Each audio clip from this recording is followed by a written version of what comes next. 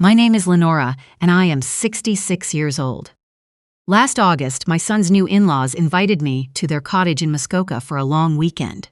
3 days, 2 docks, a lake they mentioned the way some people mention cathedrals, and a language they were certain I had no business understanding. They spoke it at the dock, over dinner, through the screen door, with their backs turned 2 feet from my chair. The way you speak around someone you've already decided is part of the furniture. They called me La Petite Veuve, the little widow, and kept refilling my glass without asking. Not one of them asked me a single question about myself. By Saturday evening, I had heard everything, every word. And what I did about it the following Sunday afternoon, in front of 35 people with their notary sitting right there at the terrace table, is the only reason I am telling you any of this. Welcome back to Bold Mom Stories, where the quietest woman at the cottage is usually the one who drafted the agreement. Drop a comment below and subscribe if you've ever been handed a document and told it was just a formality. The invitation came from my daughter-in-law, Sabine, in a text message with 2 lines of emoji I could not identify. A follow-up email arrived from her mother, Odette, written with the kind of precision that felt less like an invitation and more like a brief. It had a suggested arrival time, a note about where I was to park, a paragraph about towels, and a line near the bottom in a slightly smaller font that said, "Lenora, please don't worry about bringing anything." I read it twice at my kitchen table in Hamilton with my coffee going cold, and I could not tell you exactly what put my back up. Something did. My son Graham called that evening, talking faster than the situation required, which is something he has done since he was about 9 years old. "Mom, just come, it matters to Sabine." Not to him. To Sabine. The invitation had said us. There has not been an us since Hal died in March of 2021 in the middle of a Tuesday, sitting on a crate in the shop with his second coffee of the day. I stopped in Barrie on the way up and bought a box of butter tarts from a bakery on Dunlop Street, because you do not arrive at someone's cottage empty-handed, regardless of what the email says. Nobody touched the box all weekend. The Fontenot Cottage sits on the eastern shore of Lake Rosso, north of Port Carling. If you have never seen Muskoka in August, I am not certain I can do it justice here. The rock is pink granite, and the pines come right down to the edge of it, and in certain lights, the whole lake looks like something a painter invented on a generous day. The cottage is not a cottage.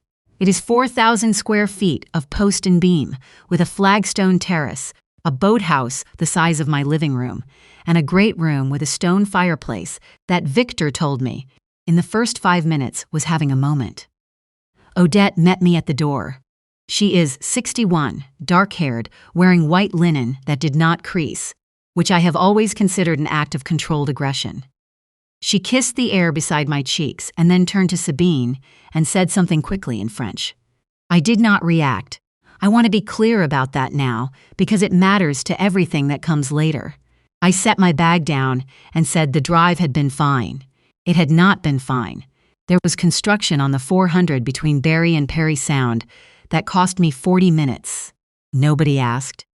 Victor poured me a glass of white before asking whether I wanted one.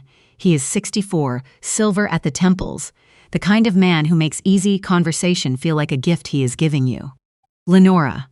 He said my name like he'd been rehearsing it. Graham's famous mum. Famous for what, he didn't say. The fireplace in the great room was framed in floor-to-ceiling custom cabinetry, white painted maple, raised panel doors, crown molding at the top. I stopped walking when I saw the corner, joinery, where 2 cabinet runs met at 90 degrees, hand-cut through dovetails, tight-gapped, with a secondary back bevel on the pins that I would recognize in the dark. Hal came up with that detail in 2001 because he thought factory joinery looked like it was apologizing for itself. He taught it to our first apprentice, a young woman named Wren, in 2002, and every person who has trained at our shop since has cut corners the same way. I stood in front of that fireplace longer than a guest should stand anywhere. It's all custom, Odette said from behind me. We had a millwork company out of Hamilton do the entire interior. She said it the way you mention a restaurant you liked. Pleasant, not waiting for a reaction. Hamilton has had one full-service custom millwork operation that works at that scale for 35 years. I built it with my husband in a rented bay on Burlington Street East in 1988. I said the joinery was beautiful and asked if she needed help with anything for dinner. Here is what they did not ask. In 1988, I held a Red Seal certification as a cabinet maker, which I had earned over 4 years of evening coursework and a federal exam I sat for in Ottawa. I was the only woman in my intake and one of 3 women in the building. I ran the shop floor while Hal handled estimates. When we grew, I handled the accounts, the supplier relationships, and the licensing. Hal was extraordinary with his hands. I was better at reading a room and reading a contract, and we both knew it, and we never once made it a thing. In 1993, I started taking French at the downtown Hamilton Public Library, Tuesday evenings, in a room that smelled like carpet cleaner and old radiator. I went because we had started buying hardwood from a lumber consortium in the Lac-Saint-Jean region. And I had sat in enough phone calls where the other end talked around me in Quebecois French that I made myself a promise on the drive home. I stayed in those classes until 1997. After that, I kept going on my own.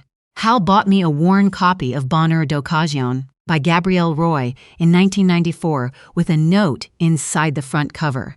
For the woman who won't leave a room until she understands it, it still lives on my nightstand.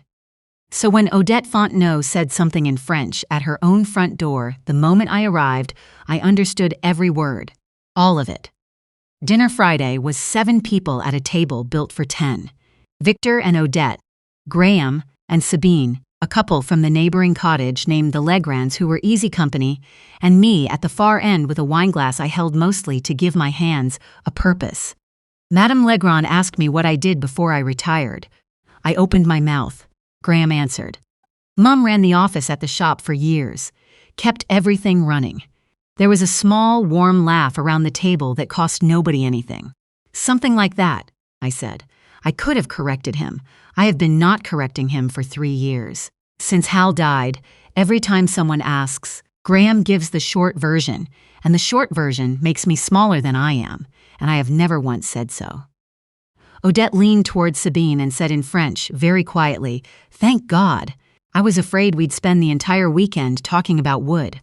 Sabine pressed her lips together. I took a sip of wine. The salmon was very good. Victor had smoked it himself and mentioned this twice. After dinner, Victor took me out to the dock to tell me about himself, which he did not experience as talking about himself. He had been in Montreal commercial real estate since 1985. He moved into residential development in the 90s. He mentioned a project in Laval that ate 4 years and came out the other side into a soft market and a lawsuit. He said it briefly and watched my face while he did. 3 years ago, he said, we had a deal fall apart at due diligence, cost us the deposit and the broker relationship. He swirled his drink. After 35 years, 1 bad quarter, and people stop returning your calls. His voice had a splinter in it on the last sentence. This country doesn't punish you for being wrong. It punishes you for being visible when things go wrong. Then he smiled and asked if I wanted more ice. I get up at 6 regardless of where I am or whether there is anywhere to be. Saturday morning, I made coffee in a kitchen with a range I would not know how to turn off in an emergency, took my book to the great room, and sat where I could see the lake going from black to pewter, to that impossible flat blue that Muskoka does on August mornings. I had brought the Roy with me. I always do. Sabine came down at 7:15, barefoot, hair already arranged, which I have never once managed before 9. Oh, let me, she said, and picked the book up off the side table before I could answer. She carried it to a shelf in the hallway and slid it in spine first so only the page edges showed. So it doesn't mark the stone. There was a coaster 6 inches from where the book had been. Then she looked at the chair I was sitting in. You'd be so much more comfortable over there. It's better for your back. The chair, she meant, faced the fireplace and away from the lake. I sat in it and thanked her. She is 33. She has a soft voice and she never raises it, and in 4 minutes she had moved my book, my seat, and the direction I was facing. She had done every bit of it in front of me while being kind. Just relax today, Lenora. Today is for you. She said this at 7:18 in the morning. By 7:30, she was on the dock with her mother, and neither of them came back inside for an hour. Mid-afternoon, Victor's phone rang. He said the name out loud when he answered. It's Marchand, and went inside. Odette and Sabine stayed on the dock. I was 6 feet away in a Muskoka chair, second glass of the afternoon and not my idea, and they had their backs to the water because of the wind, not because they were being deliberate. That made it worse. It meant it hadn't occurred to them to check. Sabine said quietly, in French, "Should we wait until she's gone?" Odette said, without lowering her voice at all, "Don't worry, she doesn't understand a word." I had the wine glass by the stem. I felt my hand tighten on it and made it stop. I looked at the lake. A loon was doing what loons do, which is float with enormous calm and then vanish without explaining itself. I knew at that moment that there was something. I didn't know what it was. I only knew it had a plan and that my leaving was somewhere in it. I have sat in a room where someone talked around me in a language I was not supposed to know. I made myself a promise in 1993, and I had kept it for 30 years. I sat on that dock, and I did not say one word. Not yet. We took the motorboat out that afternoon.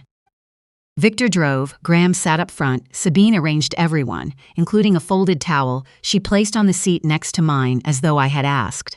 Out in the middle, the engine noise was enough to make people careless. Victor leaned toward his wife and said, in French above the motor, "If Graham holds the name rights, the licensing transfer is clean." Odette nodded. Sabine said something back that the wind took. Name seem rights is not a phrase that means nothing. I held my hat and watched the shoreline go by. That evening, I walked up to the cottage to get a cardigan because I know what August evenings on the water cost me at 66. Victor was standing on the upper deck on his phone in English, not lowering his voice, because there was no one within 30 feet except a woman he had already decided was scenery.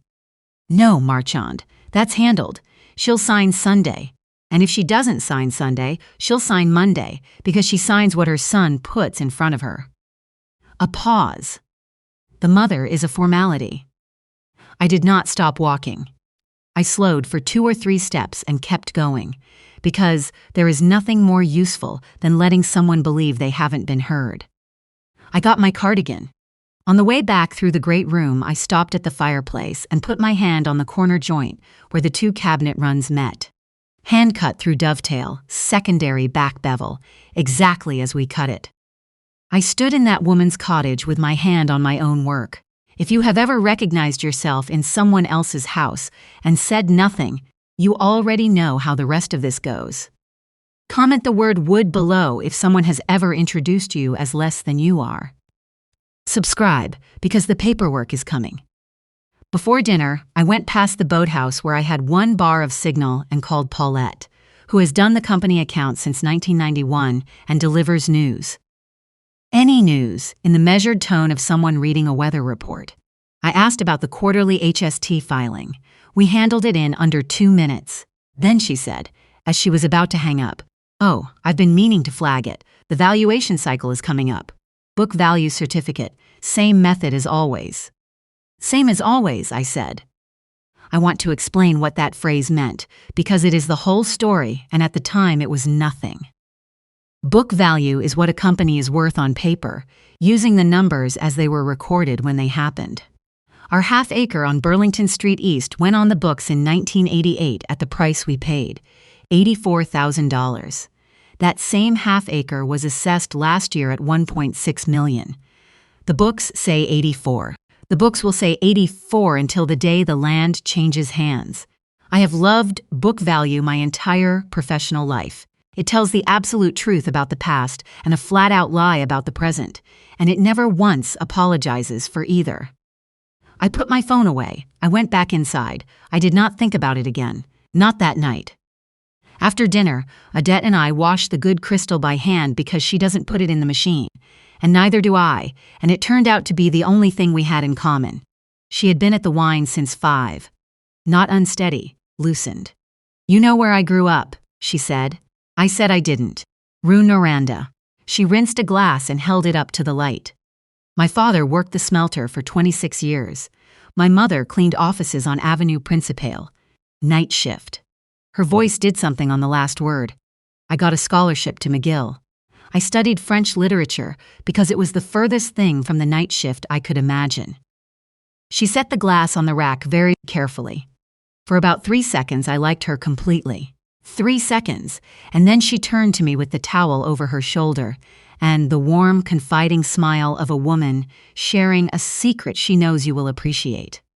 "That's how I can always tell," she said, "what kind of woman I'm looking at. You can hear it, Lenora, where someone started, what they came from." I dried a glass and set it on the shelf. I thought about a woman coming home in the dark from the night shift in Rouyn-Noranda, hands smelling like other people's offices. And I thought about her daughter, who had gotten out and who had spent 30 years since deciding who else was allowed to. "Good night, Odette," I said. The cottage went quiet around 10:30. I came down at 11:20 for water, feeling my way by the small LEDs set into the stair risers, because everything in that house has been thought about. Victor was at the kitchen island with a glass of something amber. 2 sheets of paper were squared up on the granite, and a pen lay across them at a slight angle, the way a server sets a bill. He slid them toward me. "Perfect timing. Saves me finding you tomorrow. This is just housekeeping for the estate plan. Our solicitor drafted it." I looked at the heading, Unanimous Shareholder Resolution and Waiver of Preemptive Rights. I put on my reading glasses. I have worn them on a chain since 2002, and I read it the way I have read every document for 30 years, slowly and out of order. The second recital, third line, that certain domestic contract dated July 12, 2025, entered into between Graham R. Harwick and Sabine M. Fontenot Harwick. And in the operative paragraph, the part I was being asked to sign. "The undersigned shareholder hereby irrevocably waives any and all rights pursuant to Article 6 of that certain unanimous shareholder agreement dated September 3, 1989, as amended October 22, 2008. 3 things arrived at the same moment. My son signed something in July and did not tell me. This weekend was never an invitation, and someone in this cottage has read Article 6 with considerable care." I set my water glass on the counter gently. It still made a sound. "I left my reading glasses in my bag upstairs," I said. "These are my distance pair. I'll read it properly on Monday." I was wearing my reading glasses. He did not know this, because knowing it would have required him to look at my face at some point in the past 2 days. Victor smiled and put his hand flat on the 2 pages. "Lenora, it's genuinely just a formality." "Then Monday won't be a problem," I said. He said something after that about the long drive home and how I must be tired. I said goodnight and took my water upstairs and did not sleep. That cottage was built in the 80s. It has the kind of cast iron floor registers that old Canadian cottages have, grills set into the floor that run straight down into the ceiling of the room below. Mine was under the window, 6 feet from the bed. At 11:50, I heard chairs shift in the kitchen below. Sabine in French, not relaxed. "Monday." "Odette flat, the way you answer a child who has asked the same thing twice. Don't worry. She doesn't understand a word, not even when she reads it." That is the second time I am telling you that sentence, and it is not the same sentence. The first time, on the dock, I thought she meant the language. She didn't mean the language. She meant the document.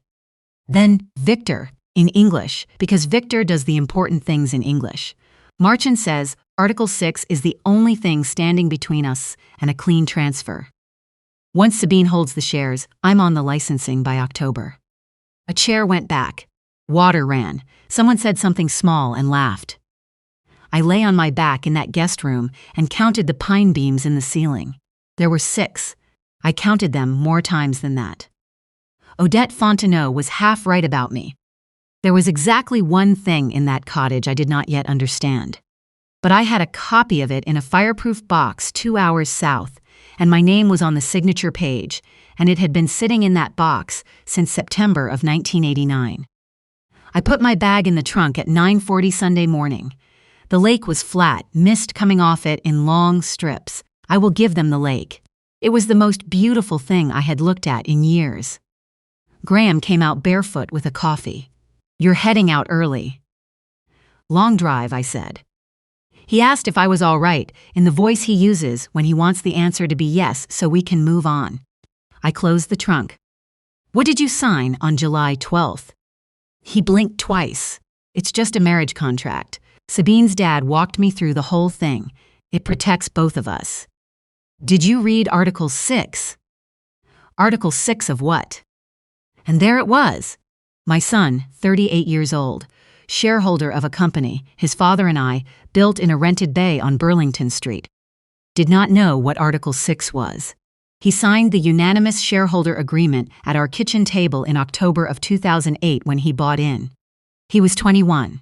He had a pen in one hand and a Tim Hortons cup in the other, and he signed 4 pages without turning them over.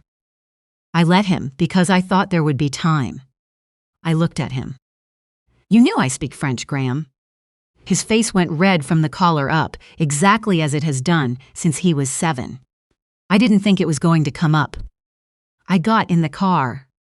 2 hours south on the 400, through Barrie, down the 403, past the old steelworks land and the new condos rising where the furnaces used to be. I did not turn the radio on. I drove straight to the shop on Burlington Street East and let myself in through the side gate with the key I have had since 1988. I turned on the overheads and the shop did what an empty shop does. Hummed and dripped and smelled like fresh-cut maple and machine oil. The fireproof box is in the accounting office behind the door. I have been a director and officer of Harick Custom Millwork Limited since we incorporated, which is something Sabine's family had understood as a sentimental arrangement, the way you make the wife the secretary of a service club. The second original of the unanimous shareholder agreement lives in that box, not a copy. An original, with 3 ink signatures on the last page, including mine. I sat down in Hal's chair, which no one has moved since he died, and turned on the desk lamp. Article 6. 4 pages about nothing except how shares of this company can and cannot move. Hal thought it was excessive when I typed it. He said so, over a beer at the table where we signed it. I typed it anyway. I read it aloud in that empty shop because I have always caught more in a document when I make my mouth do the work. Section 6.1. Standard right of first refusal. No shareholder may transfer shares without first offering them to the corporation, and then to the remaining shareholders pro rata. Every closely held company in Canada has some version of this. It exists, so the widow of your partner does not wake up as the business partner of a stranger. Section 6.2 is where I stopped. Transfer shall include, without limitation, any transfer of beneficial interest pursuant to a domestic contract, marriage contract, or cohabitation agreement under the Family Law Act.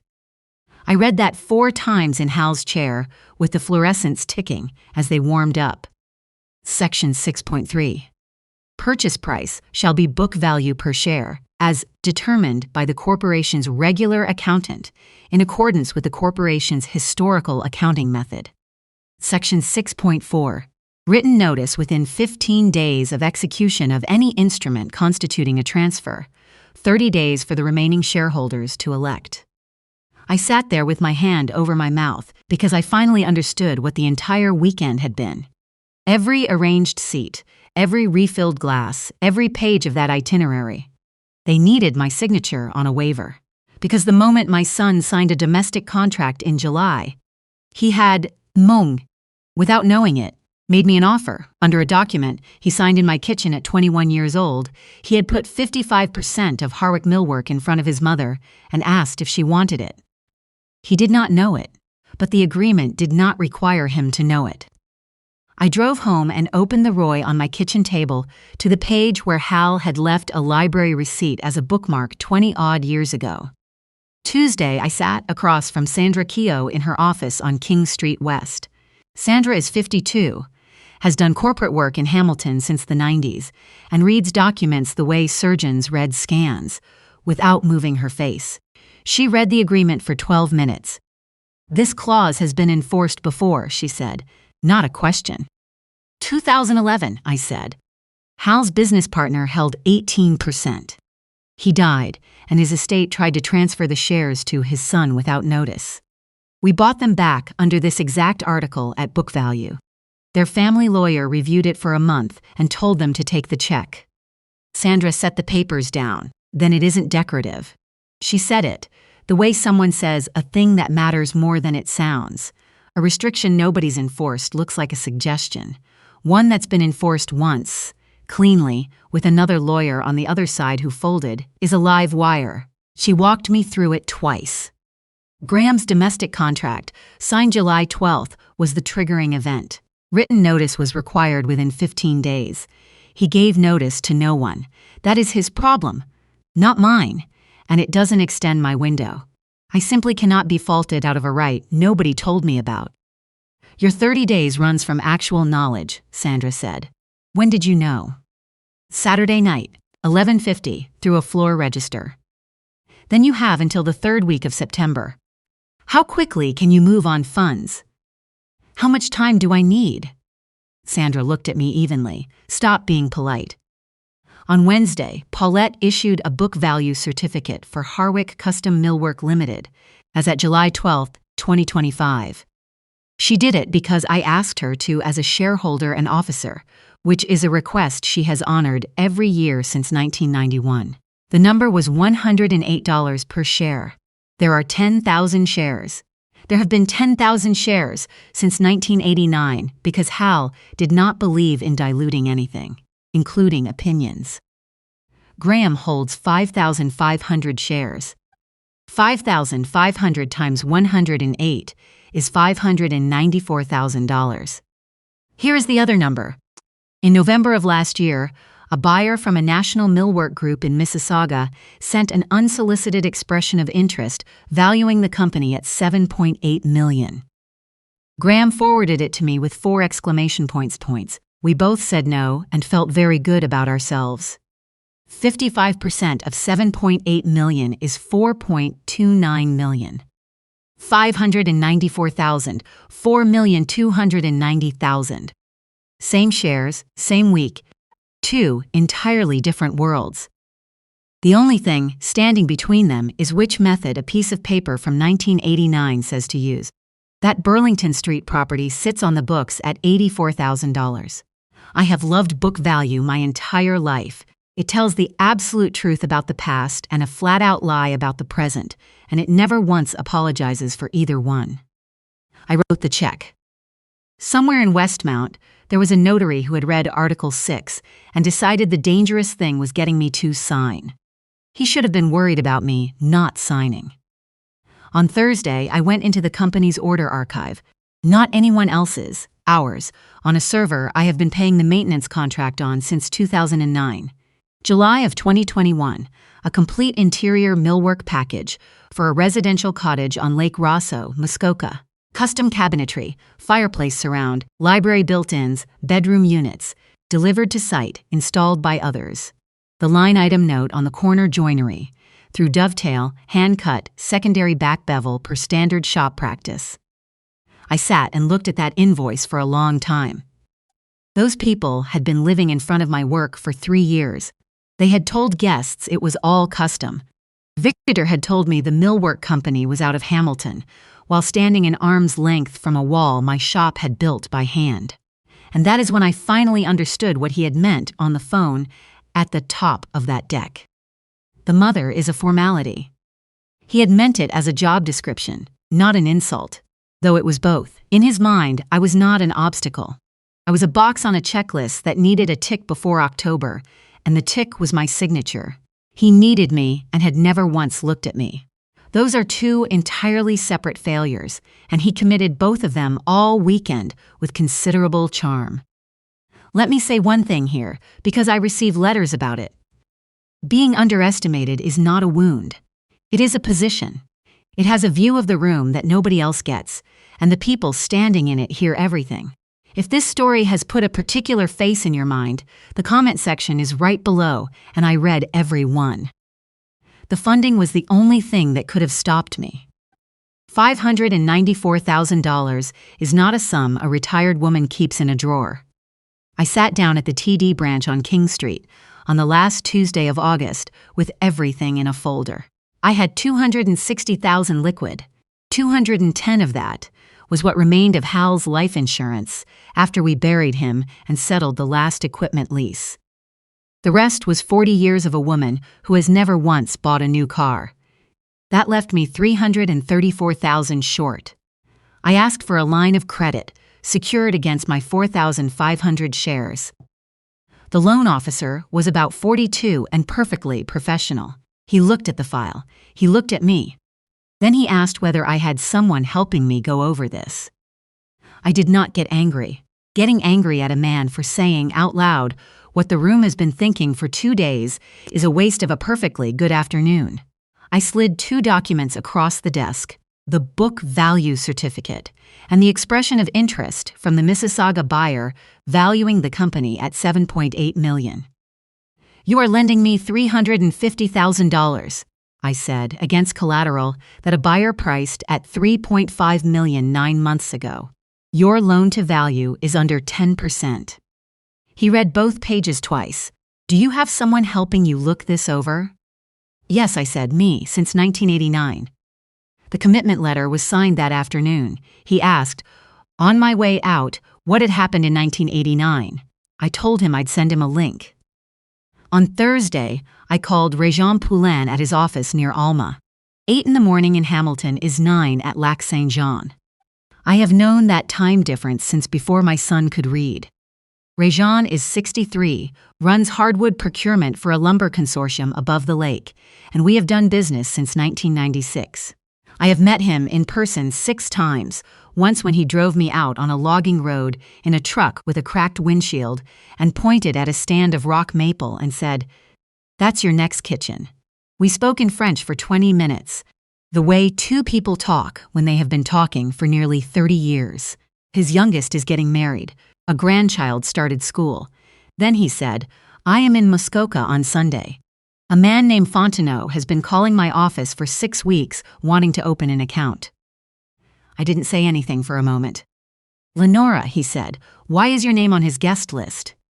Here is what people outside this trade never quite believe. There are perhaps 30 companies in Canada that buy Lac Saint-Jean hardwood by the container.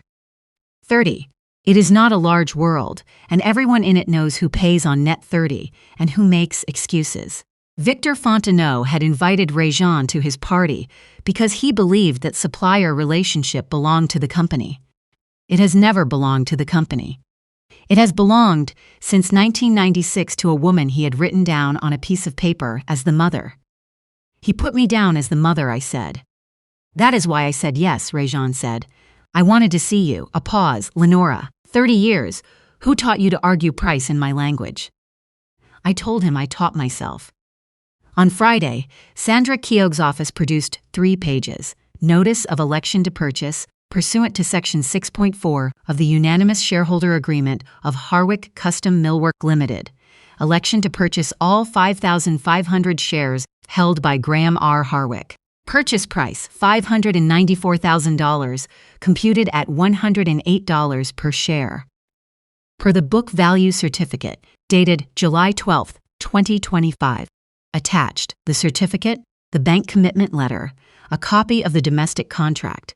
An election you cannot fund is a bluff, and I have never sent a bluff. Certified mail, signature required, to Graham at his home address, to Sandra as attorney of record, to the company at the shop, and a courtesy copy to the notary in Westmount, whose name appeared in the recitals of the document Victor had slid across the island at 11:20 at night. I drove it to the post office on Barton Street myself and stood in line behind a man mailing a hockey stick. The clerk stamped the tracking cards. My tracking number ended in 3841. Estimated delivery, Tuesday.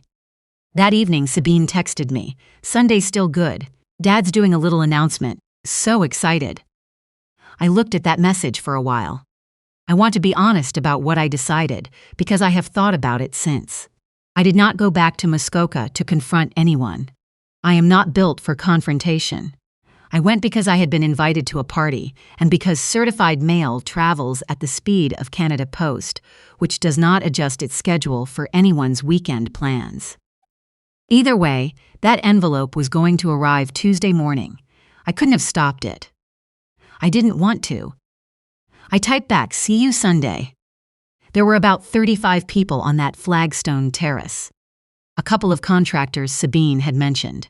Neighbors from along the shore. An insurance broker who kept describing himself as semi-retired. Children running the loop from the dock to the terrace with leftover sparkler stubs. Victor had hung small paper lanterns in the pines. I arrived at 4 with a box of butter tarts from the same berry bakery. This time, someone opened the box. A neighbor named Gail put them on a board and asked me where I'd driven from. Hamilton, I said. Her sister had gone to McMaster. That was the nicest 2 minutes of both weekends. At 4:30, Victor tapped a knife against his glass and stepped up onto the terrace step so everyone could see him. "Family," he said, "is a supply chain." Some people laughed. He waited for them to finish. This October, that supply chain becomes Fontenot Harwick Surfaces. Odette put her hand to her chest. Sabine beamed. Graham stood beside her with both hands in his pockets, looking at the flagstone, and I looked at my son and thought, "You are 38 years old." Then the screen door opened. Réjean Poulain came through that cottage the way he moves through every space, quickly, and with mild impatience at the distance between places. 63, canvas work shirt, reading glasses pushed up into his hair where they live. Victor saw him and moved through the crowd with both arms already rising, saying his name with the Montreal accent he is proud of. Réjean walked past him. He came straight across the terrace to where I was standing near the fireplace wall with a glass of wine I hadn't touched, took both my hands, kissed me once on each cheek, and started talking in French. Fast, warm, full of names. The rock maple order that sat in Halifax Customs for 3 weeks in 2014 because of a transposed digit. His daughter, who used to answer the office phone at age 8 and call me la dame anglaise qui connaît les prix, the English lady who knows the prices. I answered him in French. All of it, fast, because that is how Réjean talks and you keep up or you fall behind. I want to tell you what a room does in that moment. It does not go silent. That is a film. A real room drops 1 level, all at once, like a furnace cutting out. 35 people kept talking, and every one of them got quieter. The contractor nearest me turned all the way around in his chair. Odette was standing by the lantern post with a bottle in her hand. I watched the color leave her face in sections. Réjean looked around at everyone and said in English, "Why is everyone so quiet? She's the only person here I came to see." Victor recovered fast. 13 years in Montreal commercial real estate teaches a man to get a room back. He laughed, clapped his hands once, reached behind him to the kitchen island, and produced 2 sheets of paper. The same 2 sheets. He had them out on a Sunday at a party, next to a board of my butter tarts. Perfect timing, Lenora. While we've got a notary here, let's get that resolution signed and make it official. I set my wine glass on the granite counter very gently. In a room that had already dropped 1 level, 35 people heard it. Then I said 1 sentence in French, looking at Odette. About half the terrace understood it. Gail from 3 cottages down did not, so I said it again in English for her. "Don't worry, she doesn't understand a word." Odette's mouth opened. "You said that when I arrived on Friday," I said. "You said it Saturday afternoon on the dock, 6 feet from my chair. And you said it at 11:50 Saturday night in the kitchen, through a floor register that goes straight up into the guest bedroom." I was not loud. I have never once gotten anywhere by being loud. I'm not going to sign it. Not Sunday, not Monday, not at all. "Lenora." Victor used the voice you use on someone you're trying to manage carefully. "You don't need to understand all the legal dimensions of this." Article 6.2, I said. He stopped. Unanimous Shareholder Agreement of Harwick Custom Millwork Limited. September 3, 1989. Article 6.2 defines a transfer to include any transfer of beneficial interest pursuant to a domestic contract or marriage contract under the Family Law Act. When Graham signed on July 12th, that was the triggering event. It triggered my right of first refusal. It also triggered his obligation to give written notice within 15 days. He didn't. That's his problem, not mine. I looked at the notary, who was standing near the boathouse in linen trousers and had gone a remarkable color. My election was mailed Friday. Certified, signature required. Tracking ends in 3841. It will be delivered Tuesday morning. Election to do what? Victor said. To purchase all 5,500 of my son's shares at the price the agreement specifies. Book value per the accountant's certificate. $108 a share. A pause. $594,000. Funded. The bank commitment is in the envelope. Sabine said very fast and very quietly, "Papa, what is book value?" And I said the thing I had been carrying since the top of that deck on Saturday afternoon. You told your notary I was a formality. You were right. I'm Article 6.2. Victor's phone started vibrating on the island. The notary's name was on the screen, face up. He did not answer. What happened after that, I will not draw out. Victor got loud about gratitude and about what a family was supposed to look like, and he brought his hand down flat on the granite hard enough to rattle the board. Odette went the other direction, which is the harder one to watch, she cried, and said, "We opened our home to you." Sabine said my name 4 times in 4 different registers. I did not raise my voice. There was nothing left to say loudly. I turned to Réjean and pointed at the fireplace cabinetry. Order number 21 RL 403. Lac Saint Jean rock maple, clear grade. He walked over. He looked at the corner joinery for perhaps 3 seconds, the way someone looks at a face they know. July 2021, he said. I remember, because the kiln schedule slipped and you called me twice. My shop milled it. My shop finished it. Hand cut through dovetail, secondary back bevel, because that is how we have built corners for 23 years. Victor said, low and flat, "You always want the credit for a door someone else let you stand in." "I made the door," I said. One of the contractors near the far end of the terrace set his glass on a side table and walked to the parking area. His partner followed a minute later with both their jackets. That is what it sounds like when a professional reputation leaves a space. It is not dramatic. It is a screen door and then gravel under tires. Graham followed me out to the lawn. The lake was still and going gold, and someone's boat was coming in 2 docks north, and it was, again, the most beautiful thing I had looked at in recent memory. "Mom, please!" I turned around. "Did you read it?" He looked at the grass. "No." "Did you know I speak French?" He didn't answer. His face said yes, and the grass was very interesting. "Here is what happens," I said. "I am buying your shares at the price in the agreement.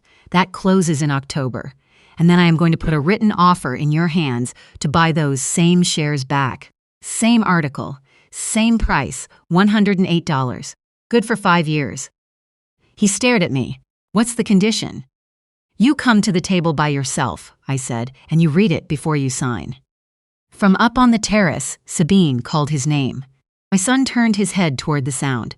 He didn't go, he just turned. But I had my answer before he did, and so did he, and we both stood there on that Muskoka lawn knowing it. "Go on," I said, and I meant it kindly. "It's your party." I drove south on the 400 in the early evening, through Barrie, down through the sprawl at the edge of the city, and the construction that had cost me 40 minutes on the way up was gone. I turned the radio on. The tracking card came back Tuesday morning, signed for at 9:52. The notary sent 2 letters. The first said my election was untimely. The second said a domestic contract was not a transfer within the meaning of the article. Sandra answered, both with a single letter and a photocopy of the signature page from 2008 with Graham's handwriting on it. Nobody sued. People with a real argument sue. People without one write letters. We closed in October in a boardroom on King Street West that smelled like dry erase markers. $594,000, 260 of it mine. 334 drawn on the line at TD, which I am paying down at $3,800 a month and expect to have clear in 8 years when I will be 74. I own 10,000 of 10,000 shares of Harwick Custom Millwork Limited. Régions Consortium sent Victor Fontenot a 2-sentence email in the last week of October. New account applications require 3 years of verifiable import history with the Canada Border Services Agency. His new entity had none, and his previous one had the wrong kind. Fontenot Harwick Surfaces LLC was formed in June and filed for dissolution before the end of the year. I know because it is public record, and because I am the kind of woman who checks. Our continuous bond with CBSA has been at the standard level for 12 years because no one at this company has ever given an agency a reason to look twice. I am the reason for that, and I am only now willing to say so out loud. All 17 of our people still have their jobs. The apprentice Hal, trained in 2002, runs the floor now, and she still teaches every new hire the same corner joint, hand cut through dovetail, secondary back bevel, tight enough that you can't slide a business card into the seam, because that is how you build something that lasts. Sabine moved back to her parents' place in Westmount in November. I heard it from Paulette, who hears everything and reports it in the same tone she uses for depreciation schedules. Graham rents the flat above the shop on Burlington Street East. It has a kitchenette and a window that looks down over the yard and the lumber rack. He pays me $600 a month because he insisted, and I let him. He comes to work every day. He is good at the work. He is now an employee of a company he used to be a shareholder of, which is a sentence he has not said out loud yet, and I am not going to say it for him. We have lunch on Tuesdays. We do not talk about the agreement. Odette sent a card in December, a watercolor of a winter lake on the front. Inside, she had written that she hoped we could move past this unfortunate misunderstanding. I sat down twice with a pen. I could not find a true sentence to write back, and I am too old to send a false one. The Roy lives open on my kitchen table now, because I have stopped putting it away for company. Next to it, there is a sealed envelope addressed to my son with a 1-page share purchase offer inside. 5,500 shares at $108, good through October of 2030. I have not mailed it. He knows it exists, that is the point of it. And inside the front cover of the Roy, in Hal's pencil handwriting. For the woman who won't leave a room until she understands it. I am not angry at those people. I am done explaining myself to them, which is a different thing and a better one. Here's the only part of it I would hand to anyone else. When someone decides you don't understand anything, that decision has never once determined what you actually understand. It only determines how much they will say in front of you, and if you can hold still long enough, just a little longer than feels comfortable, they will eventually hand you the paperwork themselves. That is my story. 1 weekend, 2 pages, and an article I typed myself in 1989. If it makes you want to reread something you signed when you were young, do it this week. Share this with someone who needs it. Comment, subscribe, and I will see you in the next one.